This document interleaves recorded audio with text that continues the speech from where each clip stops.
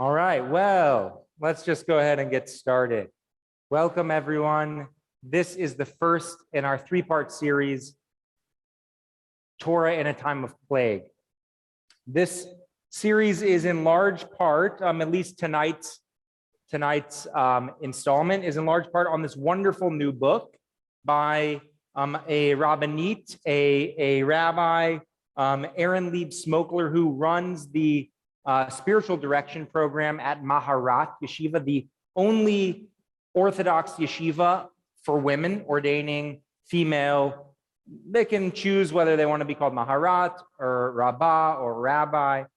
She's a wonderful scholar, also works at the Institute for Jewish Spirituality and edited this brand new compendium, Torah in a Time of Plague, which really frames the current moment, this horrible pandemic we've been living through the past 18 months, frames it in the context of plague throughout history as experienced by the Jewish community.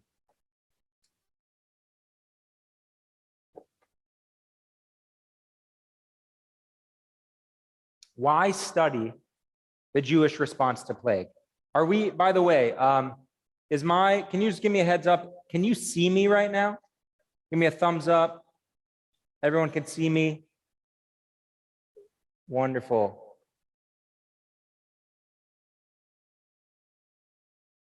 Wonderful. Okay. So why study the Jewish response to plague? This is in the words of the editor, Aaron Lee Smokler. She says that plague rattles our very beings. It shakes us from complacence, mocks our sense of safety. It can also cause death. Not only the death of bodies, but also the collapse of internal worlds. Jewish history, she says, is anchored in collective loss, and it is characterized by collective resilience. So there in our history, in the history of Jewish community and plague, are resources that we might draw upon to find our grounding once again.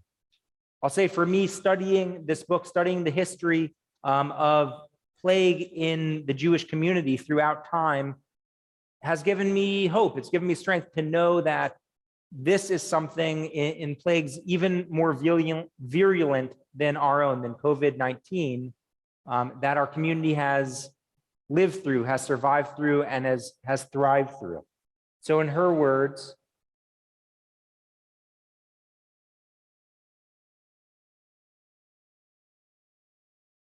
the sages offer an alternative to being mired in despair. They say that we can step back into life, to build, to feast, to celebrate, to seduce, and to do so in ways that contain loss while also retaining it. The rabbi's response, Judaism's response to plague, to catastrophe in general, is not to sweep it under the rug. It's not to forget about it. Our response to trauma is to retain it, but to contain it, to not let it take up the entirety of our emotional experience, not let it distract us, bring us down for generations, but at the same time, not to let it go, to keep it as part of who we are, as part of our cultural memory.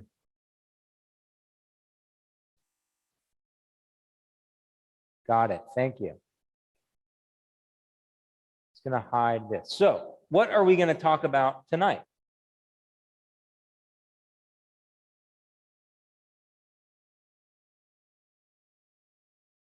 So we're going to talk a little bit about plague in the Torah. There's probably about 10 that you may be very familiar with.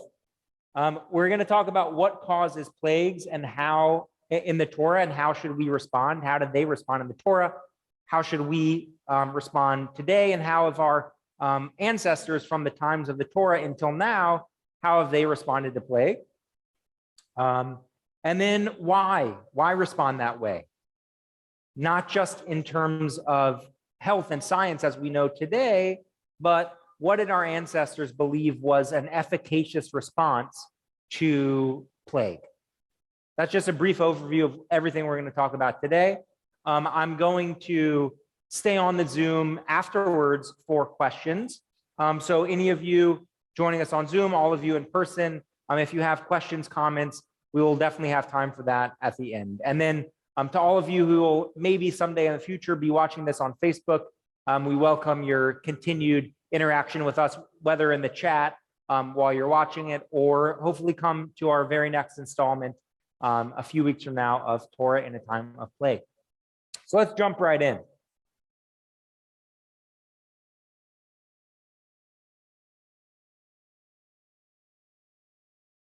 Plague in the Torah. Of course, we know that there are at least 10 plagues. Those we read about a few times a year when we come across it in the Torah portion, when we talk about it on around our Seder table. This is a rendering of the 10 plagues in Egypt. And there are various reasons why plagues exist in the Torah. The first, I'll contend, is to demonstrate God's might. The second is to punish people for wrongdoing, for doing something that God doesn't want. And the third is to change human behavior. So these are all kind of the last two definitely go together.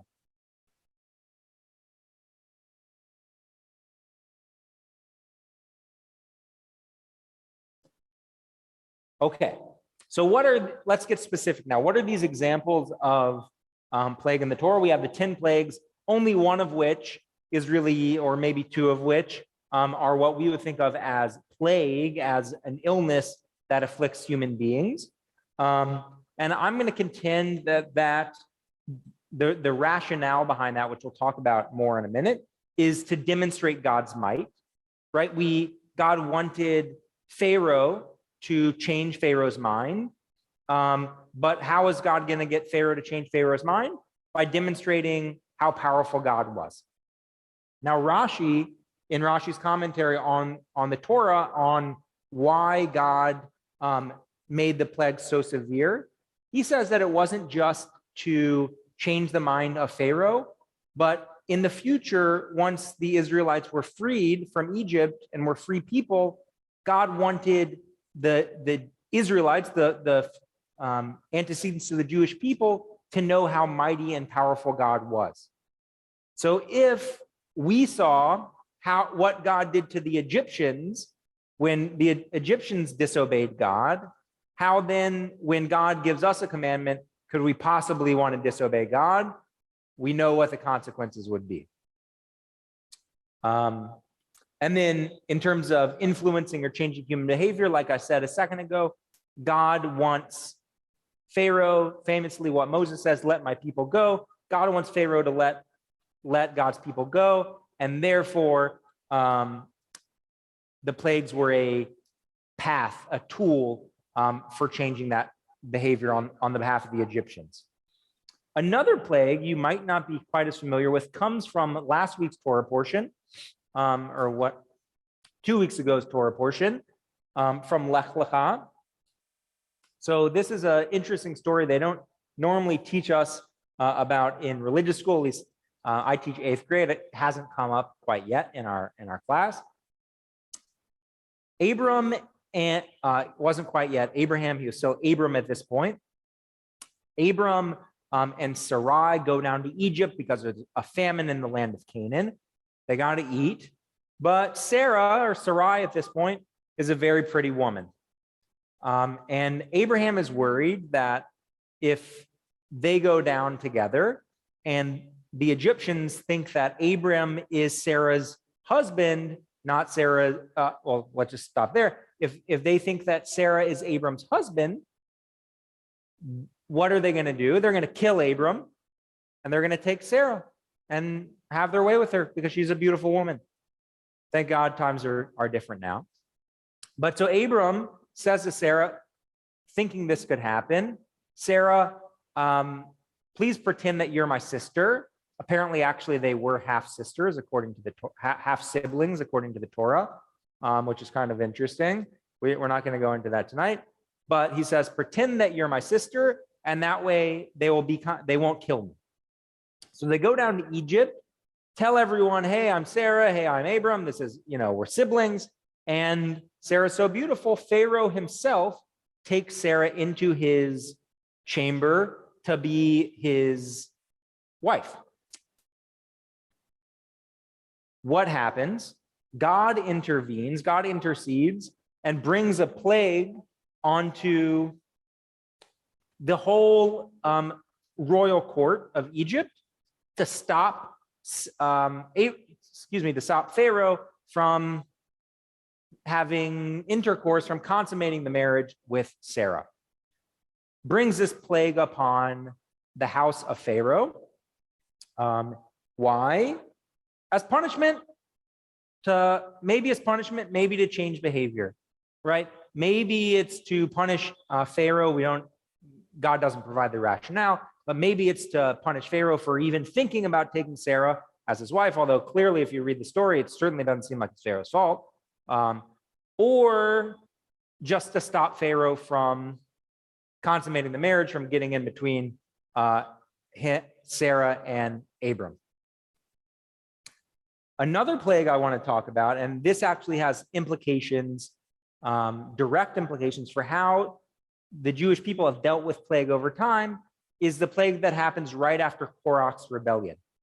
So I'll go ahead and skip to that.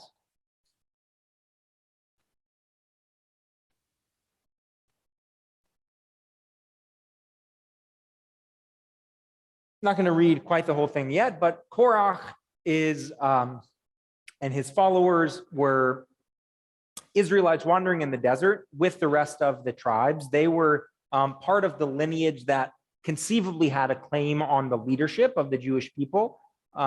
They were just like Aaron and Moses had a claim to the leadership, probably the best claim because God appointed them. Korach and his followers were a rival group that came from a similar lineage and conceivably could have been leaders of the people. So they staged this rebellion. What happens to them? God opens up the earth, swallows all of Korach and his followers. Not a great day to be a follower of Korach. And boom, we think it's over. But in fact, it's not over because there's still many Israelites that apparently wanted to rebel against Moses and Aaron and thereby rebel against God. So what happens? God brings a plague, a horrible plague that kills thousands of people upon the Israelites. And this is what happens. This is how the Israelites stop this plague. I'll read it from the screen. It says, Moses said to Aaron, take the fire pan and put on it the fire from the altar. So this is holy fire that they were offering up to God. It says, add incense.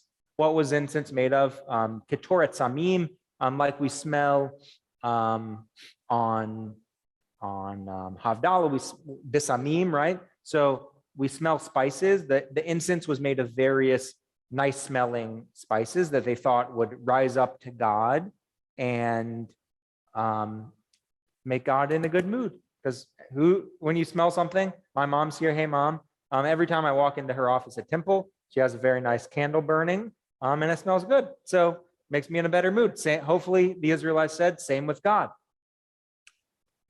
So they add incense and they take it quickly to the community and make expiation for them. Offer this incense on their behalf. For wrath has gone forth from God. The plague has begun. So Aaron took the flame and the incense as Moses had ordered and ran to the midst of the congregation where the plague had begun among the people. So what does Aaron do? He put on the incense and made expiation for the people. He stood between the dead and the living until the plague was checked. So how does Aaron stop this plague? They offer incense. God seems to like it. Plague's over. God ends the plague. We'll come back to that. Before we move on, I want to ask you to think for just a moment. All of these reasons behind plague seem, to our modern conception, a little bit problematic. Why would God bring down a plague? Why would God bring down COVID to demonstrate God's might? Seems a little not the kind of God we want to believe in, to change human behavior, to punish us, or to punish us. Do any of those seem like legitimate reasons why God, if we believe in a God that intervenes in the world, why God would want to bring down a plague upon the people? So while I'm continuing, I want to ask you to think about let's give those the benefit of the doubt, even if at first hearing they seem ridiculous or seem problematic. Might any of them be a legitimate, could we argue that some of them might be a legitimate reason for God to bring down a plague? We'll get back to that, and I definitely want your thoughts on that in a few minutes when we discuss. So I want to get beyond now the Torah and plague in the Torah and talk about how in the course of Jewish history, our people have responded to plague. And there's really two distinct sets of action or courses of action that they took. One, the first is purely practical. So when there's an epidemic, oh, by the way, this is from the Talmud, from the Babylonian Talmud, from the tractate Bava Kama. It says, when there's an epidemic in the town, keep your feet inside your house. I'm going to continue reading you the full citations. Very interesting.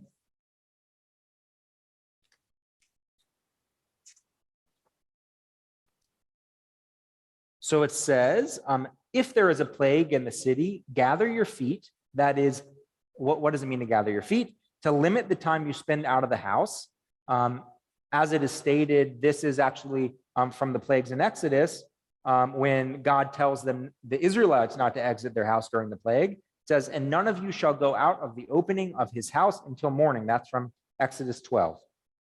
And so it says, there's a bunch of biblical citations, but it says that at a time when there was plague, Rava, who was one of the early Talmudic rabbis, says Rava would close up the windows of his house, as it is written, for death has come up into our windows, from Jeremiah.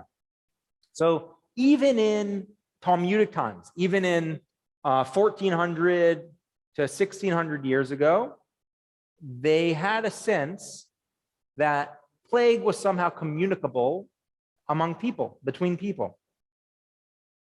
And in response to that knowledge, they took this very practical view that what do we do to ward off plague, or in response to plague? We stay in. You know, you don't have to wait for the CDC to tell you to socially distance. All you got to do is read the Talmud, right? But one part of this practical perspective, and we'll see why in a moment, is that implicit in this argument to stay in, to try to escape the plague, they are not blaming the plague on God. As scholar Shaul Magid argues in an interesting essay in here, he says, in order to take that view, you have to view that plague is not the will of God, but that it's arbitrary, right? Because if the plague was the will of God and you're doing everything you can to survive it, then you're evading the will of God. So from this point of view, the plague is arbitrary. But another view, and I would say this is especially in practice, even if not written in the Talmud, this over the course of history becomes the predominant view of plague. Why does plague exist? Because of our sins. We have a covenant that's based on the idea of covenant, right? We're in covenant with God. If we fulfill the mitzvot, God will bless us. If we don't, God will punish us. So if God's punishing us, what must it be because of? Our sins, according to this view. And so if you take that view, your response, the way that you respond to plague, is necessarily different. What would that different response look like? So this book right here, you can see on the right side of your screen, this is actually a prayer book written in the plague that afflicted a certain region of Italy. I believe it was in Umbria. but ended up affecting Venice as well. It ended up affecting much of Italy. This is from 1630 and 1631. And this prayer book was written by a community leader and rabbi named Abraham Catalano. And it's called, if you can read Hebrew and you know Hebrew, you see it's called Tefillah Lizman Shalot Tavo, a prayer for the time, may it not come, of plague. So even in the title of the prayer book, it's saying, God forbid we ever need it, although this was written in a time where it was needed. Here are prayers for plague, but God, please God, may they not come. So just a little bit about this poor soul, Abraham Catalano, before we get into his prayer book. This essay says, as he reports over the course of Olam Hafuch, which was the title of his book, or his recounting of his experience, Olam Hafuch, for you Hebrew speakers out there, Hafuch means turned upside down. So the work is called The World Upside Down. And it says his own household suffered immensely from the outbreak. Catalano's wife and 4 of his 6 children died in the plague. A son, Moshe, survived by taking refuge in court, and a daughter, Perla, survived in Padua. And if you read on, and I do highly recommend this book, you'll see that in the course of just a month, he lost, I believe, 4 of those people back to back to back. Really just hard to imagine. But so what does he say? What is the liturgical response of this community, the Italian Jewish community in the 1630s? They have a 2-pronged liturgical response. What's liturgy? It's written down prayers. So what are the prayers that they say to try to stop the plague? The first is called the Pitum HaKetoret, which is very interesting. So the Pitum HaKetoret is a literary reenactment of Aaron's response to the plague that we just read after Korach's rebellion. What did Aaron do? Well,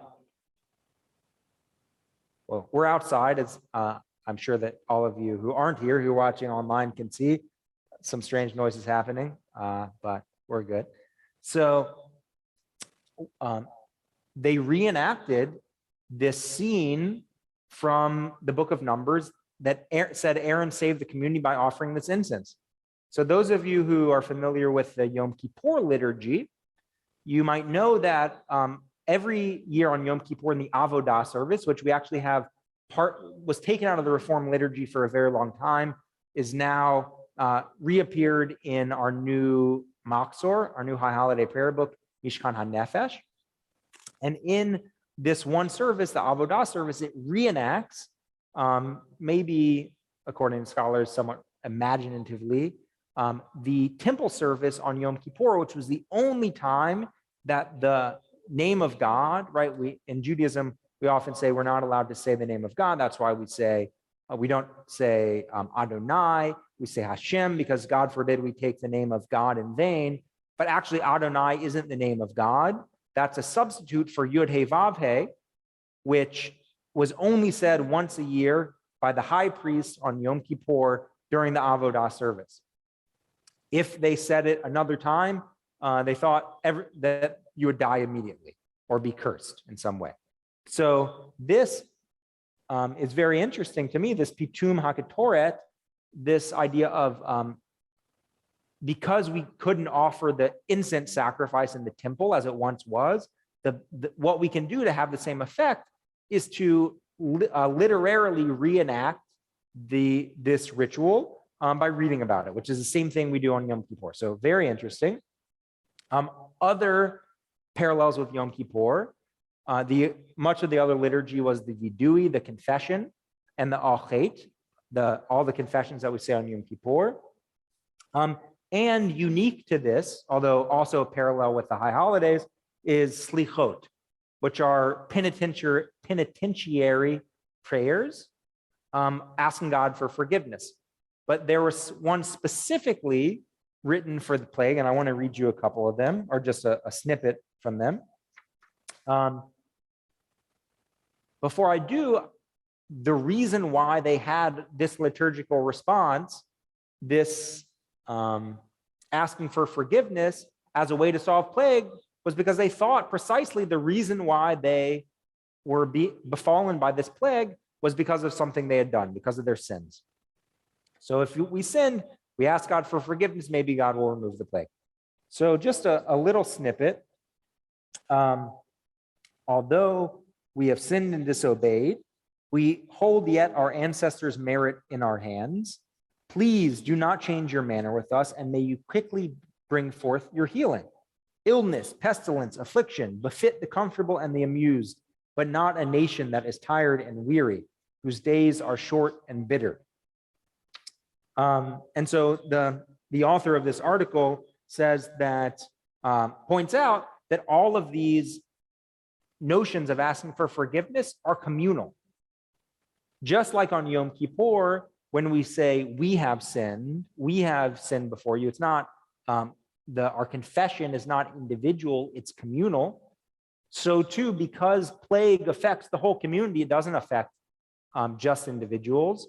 And it's not necessarily because of individual sins, but because of communal sins. And so they pray for forgiveness collectively as well.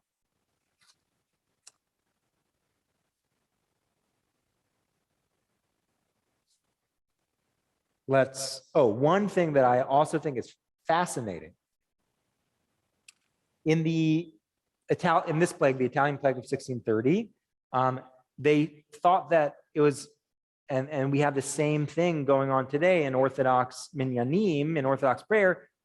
In order to be efficacious, the most efficacious and heard by God, we need a minyan. We need 10 people to pray. And so during this plague, they recruited people to pray on behalf of the community. Not everybody was required to pray, but at least 10 people. Who did they choose? This is really interesting. They chose unmarried men because they thought, God forbid, if one of the unmarried men dies, well, he doesn't have dependents, so it's not as big of a deal if this unmarried man dies, God forbid. And secondly, they had these communal prayers either in the courtyard of the synagogue, because they thought that virus or plague was not transmitted as much in the open air, or in the balcony of the synagogue, the women's section, which was much more open air. So they even then, it took the CDC and all of our government scientists months to say, actually, in fact, this is transmitted airborne. They had a sense, and certainly germ theory was not a thing back then, and obviously they didn't know exactly what was going on, but it is fascinating that even then, 400 years ago, they had a sense that without airflow, you were more likely to pass on and infect other people. Really interesting. Okay, what's going on with these weird masks? So give me 1 second, because my audio is on here and it's really distracting. Yofi. Okay, these weird masks, right? For all of you you brave souls who saw our kind of ghoulishly terrifying poster that we put together, that Anna brilliantly put together for this class, it's an Italian plague mask that I'll just actually go back to the very first slide. Looks scary, right? Italian plague mask. What's going on with it? Why does it look like a Muppet in a leather suit? So this long nose is actually, I'll just read it. This is from National Geographic. Plague doctors filled their masks with theriac, a compound of more than 55 herbs and other components like viper flesh powder, cinnamon, myrrh, and honey. Delorme, who's the doctor that invented these, he thought that the beak shape of the mask would give the air sufficient time to be suffused by the protective herbs before it hit before it hit their nostrils and lungs. So interestingly, they had this notion that it was airborne and that it could be filtered by herbs, and that would decrease their likelihood of getting the virus or the bacteria virus, whatever the plague was caused for in that case. But I think that it's a fascinating parallel between the Israelites and then later the Italians, and apparently that was representative of all Jewish response to plague. The idea that burning herbs somehow played a role in mitigating or ending plague. Interesting parallel. Okay. We talked about plague in the Torah. We talked about perhaps why plague existed in the Torah, a few reasons.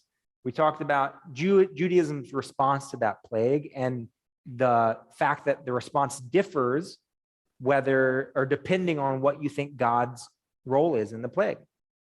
Let's talk for a minute about contemporary theological reflections on plague. What is God's role in plague?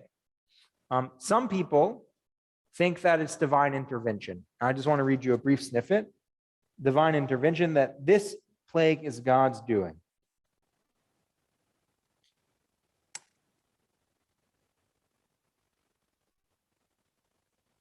Oh, so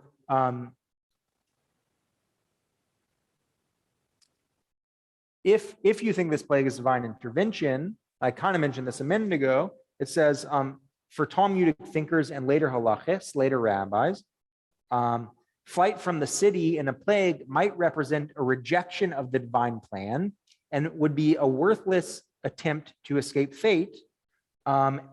Therefore saying, if this is God's plan, what choice do we have? If this is God's doing, it's God's doing, nothing we can do about it. As we talked about before, other people who take this position say God is doing this because of something that we did, or maybe it's just, as we say a lot of times in Judaism, a more traditional perspective on theodicy, which is the idea of why do bad things happen to good people. Sometimes things are just part of God's plan and they're beyond our comprehension. Maybe something's part of God's plan. Oftentimes you'll hear people say when something horrible happens to them, well, I don't know why this happened, but it's part of God's plan, and I just want to accept it. I have faith in God. So some people take that position. Fascinatingly, Pope Francis takes, in 2020, came out with a similar position. He said that COVID was in fact nature's response for ignoring ecological crisis. He said God through nature through God, or whichever way you want to take it, is responding to our failure to take care of the planet. Is it a God is punishing us kind of thing? Or is it saying that our actions, our overpopulation, our crowding, our destruction of ecosystems that otherwise would have mitigated something like this from happening? So is it a divine thing, or is it just a kind of natural response to the way that we treat the planet? We can interpret Pope Francis's view however we want, and I'm definitely interested in everybody's perspective on that. But I want to talk about a Jewish idea. This was articulated by one of my teachers, Rabbi Rachel Sabbath Beit Halachmi, who's now the new rabbi at a new synagogue in Baltimore, but she was a professor at Hebrew Union College and actually was on I believe on the faculty that ordained Rabbi Feivel when he was at Hartman Institute. She was at Hartman. So one of the leading scholars of theology and covenant today.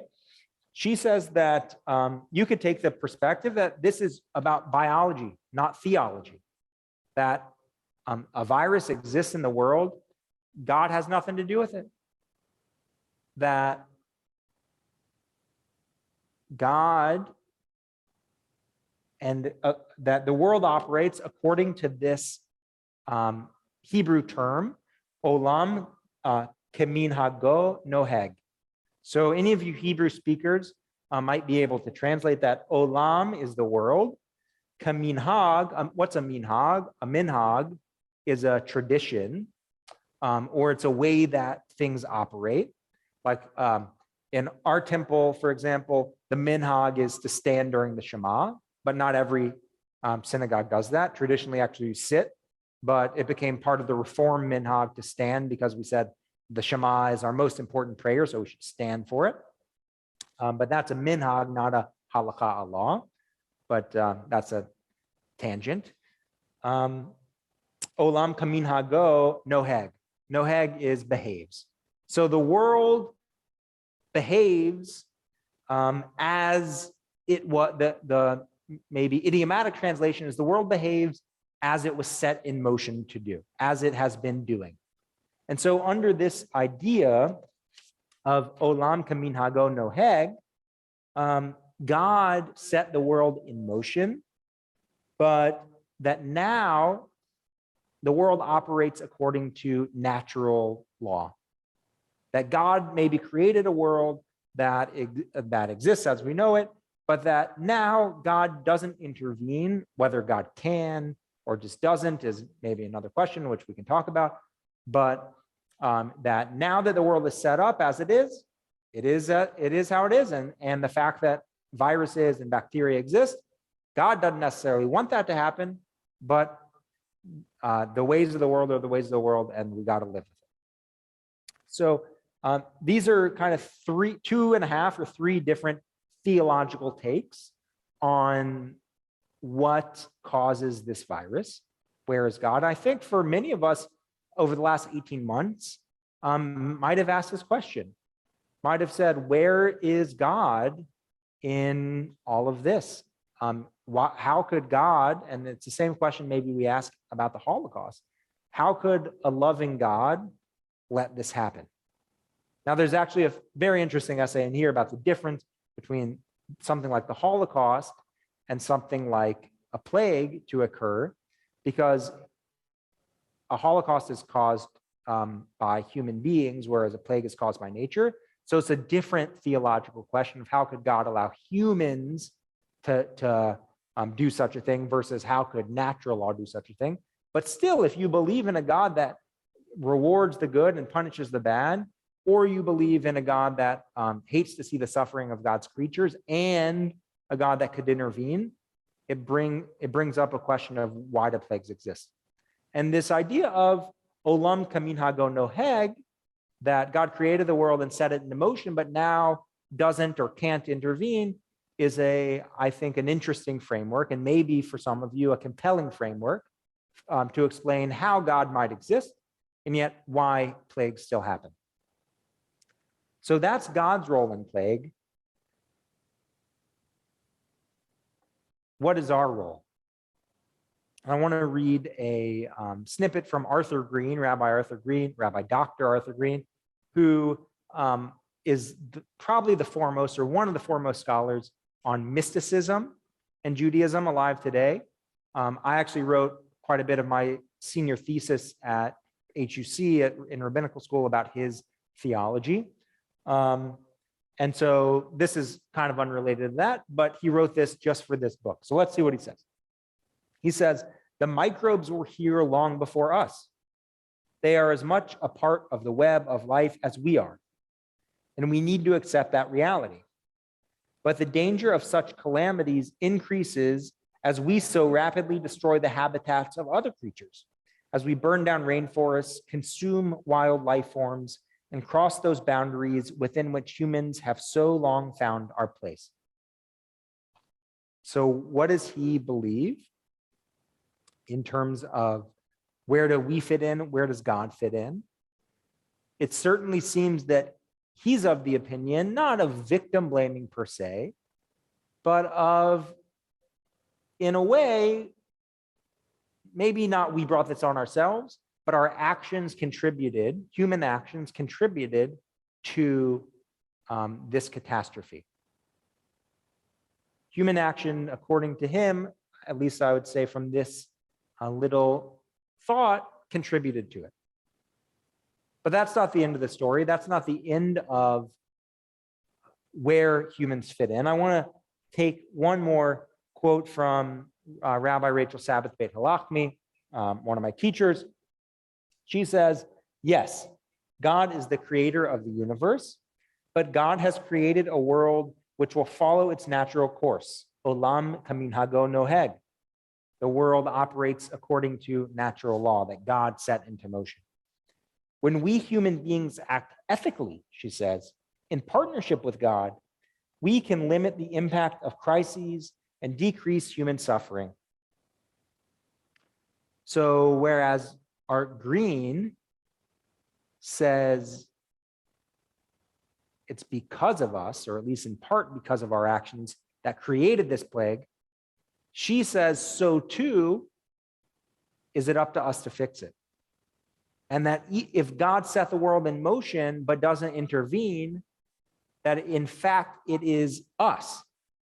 It is human beings who must work as partners with God to fix it.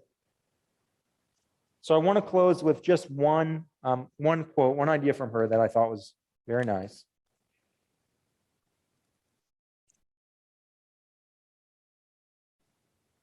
She says that God may be, I already read this?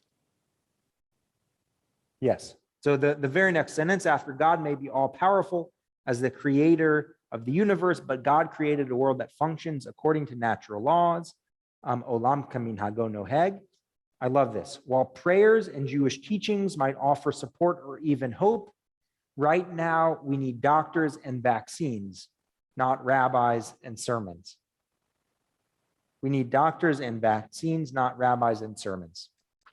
So while maybe that would put me out of a job, I think her message about our ability to work in partnership with God is so clear. The pandemic exists, no matter the cause. But according to her, and according to this line of thinking, God's not going to intervene to stop it. But the only way God can is by us being God's partner. It's through us as God's partner that we can change the world.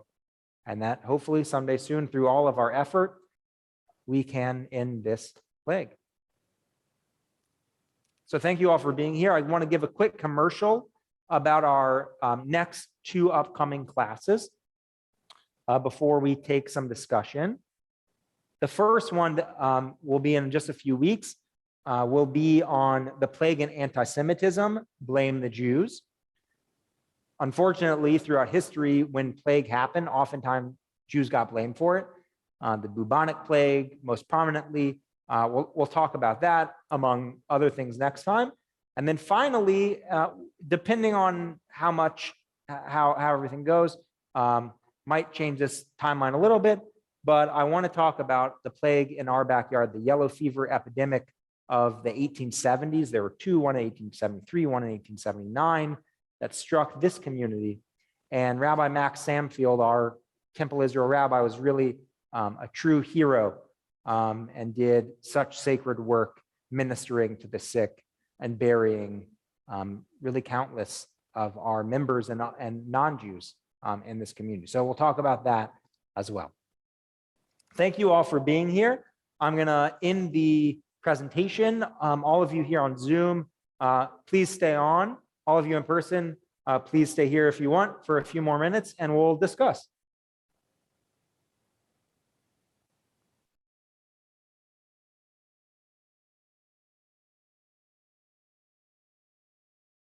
All right. So any thoughts, reactions, questions? Please.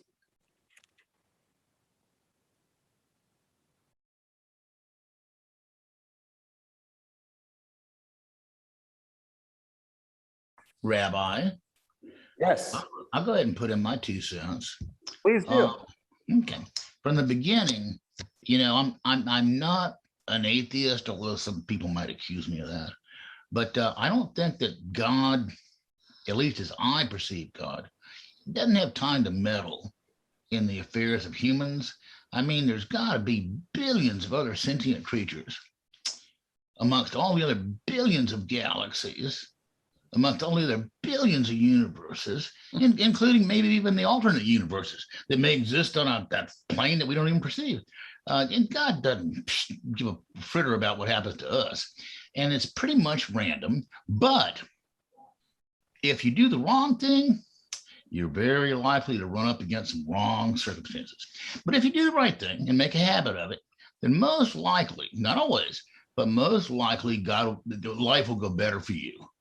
And so that's kind of what I think the Torah teaches, is if you do the right thing, not always, you won't always win, but more likely than not, things will turn out better for you. Very nice, Tom. So thank you for sharing. Just to bring that into a context of Torah, or expand upon the Torah you brought up, I think the one way you could describe that point of view is what goes around comes around, right? If you do good things, hopefully you'll be rewarded in life. Even if God doesn't intervene directly to reward you, maybe good things come to those who wait, I guess, but also who are good people.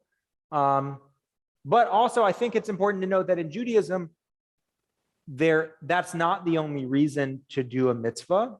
Of course, you could say one reason is because God said so, but another reason is because if you believe that the mitzvot are really based on ethics, at least the mitzvot that matter most are ethical mitzvot, treating our neighbor well, taking care of the poor and the orphan and the stranger, then the fact that your actions can make a difference towards them, that has value in and of itself.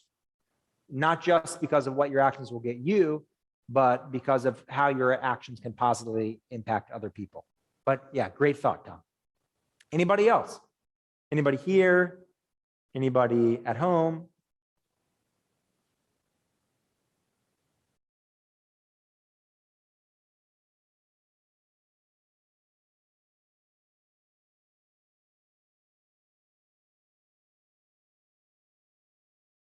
Well, I'll just put my 2 cents in about plagues. Okay, please. And that's simply that, we're going through one right now. And that the advice they gave way back when is basically the same advice. Stay in your house. That's why we're on Zoom, so that we can interact with everybody and still stay safe. And we have had 2 vaccines plus our booster already, and we wear masks wherever we go. But at 70 years old, we're not going to take chances. Just like they said, keep your feet in your house. I mean, we go out and we ride our tricycles out in the open air. And we might come and meet with you one of these weeks because I see you're outside. So we might do that. But we're being very, very careful, Rabbi, just like they said all those years ago. Well, good for you. I'm so glad that you've made it through healthy to this point. Too many people haven't, but so glad you have. I just want to close with this one thought that I encountered in this book, that if you remember back to the story Rabbi Bess told in her sermon on, which I don't remember if it was Rosh Hashanah or Yom Kippur this past year, she brought in the story from the Talmud of a rabbi and his son who were worried about being executed by the Romans, and so they went into a cave and they studied Torah for 10 years. Rabbi Yochanan ben Zakkai, and they, I believe, yes, I think it's Rabbi Yochanan ben Zakkai, and they go in a cave for 10 years, and what do they do all day? They study Torah. They leave the cave after 10 years because Eliyahu Hanavi comes and Elijah the prophet comes and tells them it's safe. They come out, and after having studied Torah all day for 10 years, they see all these people doing mundane things like farming and eating and having fun and smiling, and they have like these lasers shoot out of their eyes because they say, "What are you doing? You should be studying Torah. Like, why are you wasting your time in God's world doing these mundane things? You should be studying Torah." And so they go back into their cave, for, I think it's another year. And they come back out and then they're finally able to interact with the world. What's the message? One of the takeaways, according to the rabbis, is it's never good to isolate yourselves from the community. Like so many communities now feel, and us, and we who have been isolated for so long, part of being Jewish is being in community. So to isolate yourselves, even for something that's probably one of the most important things, if not the most important thing in the Jewish tradition, which is studying Torah. Studying Torah, we get from this story, is not reason to isolate yourself from the community. Even if you're going to study Torah all day, that's no reason to set yourself apart from the community. The most important thing, essentially, you can do in Judaism, study Torah, you shouldn't do if it means you have to isolate. What's the only reason that's a legitimate reason to isolate yourself? Pekuach nefesh, to save a life. And that is what we've been doing this whole last year and a half. Certainly with many of us making calculated considerations about risk, but from our tradition, that is the most important thing that we can do, is to save a life. And that decision, pekuach nefesh, to save a life, guides all of our other choices. So thank all of you for joining us tonight for Torah in a Time of Plague. I hope you'll join us next time in just a few weeks. Stay safe. Take care. Erev Tov.